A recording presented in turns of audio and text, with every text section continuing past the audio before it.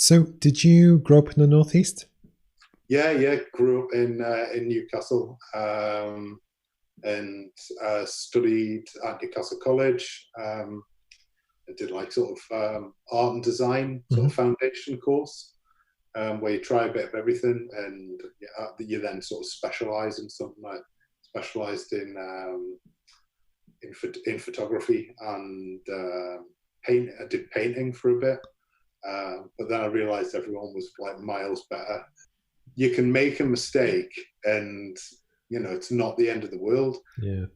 When that happens in a live situation, you've got to sort of just ignore. Just don't. It'll throw you off if you focus too much on what's gone wrong. Yeah. You just have to adapt. So I did a shoot last year with like one of my flash heads actually caught fire, uh, and yeah, I was photographing the Durham cricket players, and like one of my lights just sort of like loads of smoke started coming and there's a fire. Can I ask you about Northeast Times?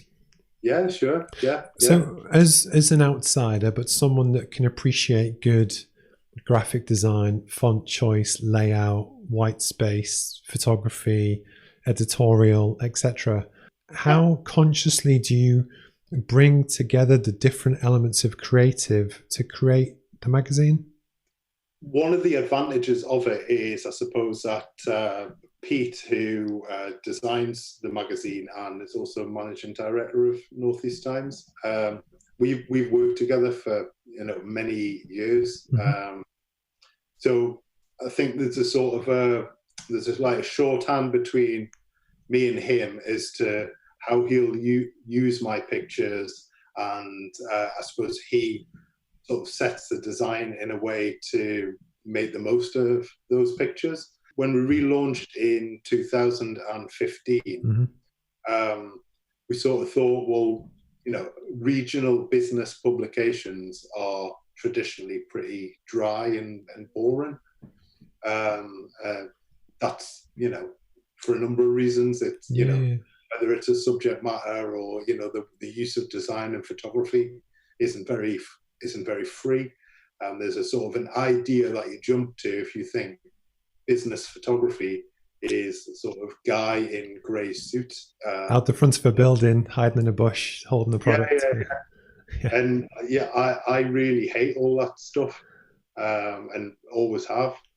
So I kind of thought, like, well, why can you not sort of apply the kind of photography you might make up for, a fashion magazine or a Sunday supplement magazine? Mm-hmm. Why can you not apply that onto like a local press level? Yeah.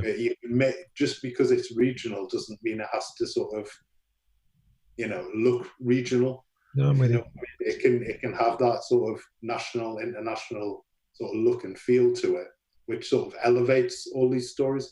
Because we're always trying to shout about what is great in the region. Mm-hmm. So why not present it brilliantly as well? No, I'm with you.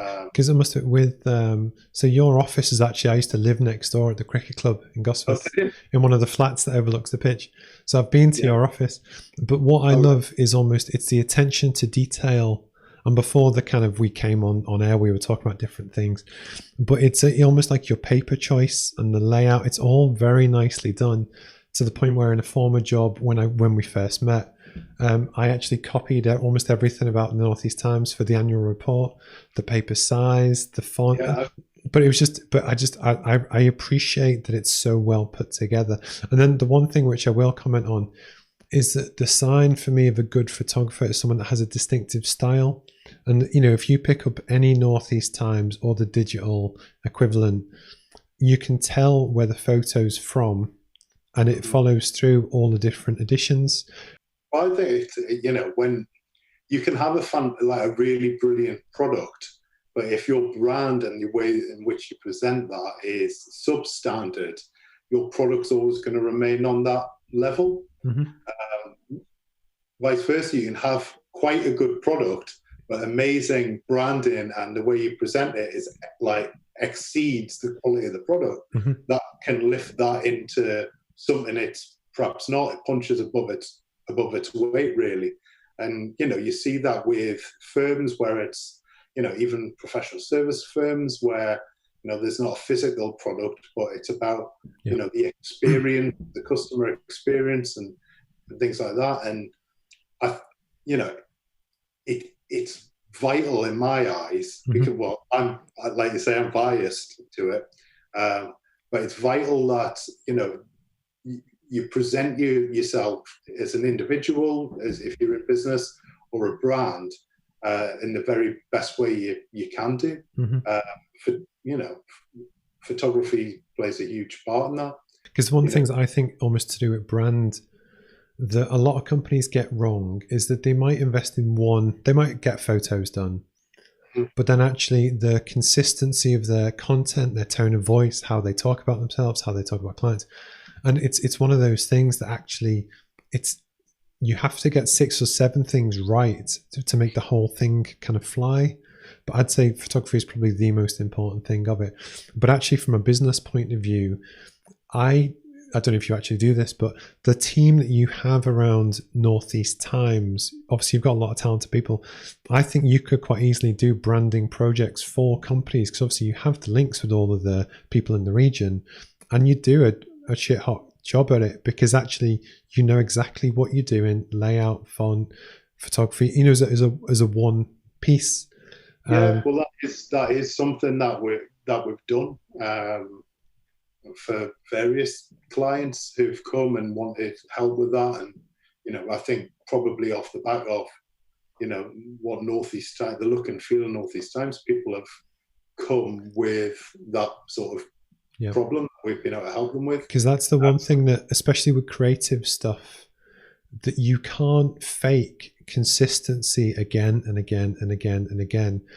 So some people get lucky once with a good photo, but actually to produce, it sounds like we're just plugging the magazine, but we're not. But it's just, my point is to actually consistently produce good quality stuff. That if you hired that team, you'll get something good. Because one of the big things I spot about a lot of marketers is that they talk about how great they are, but the evidence isn't there. It's just not quite up to, it's not a 9 or a 10 out of 10.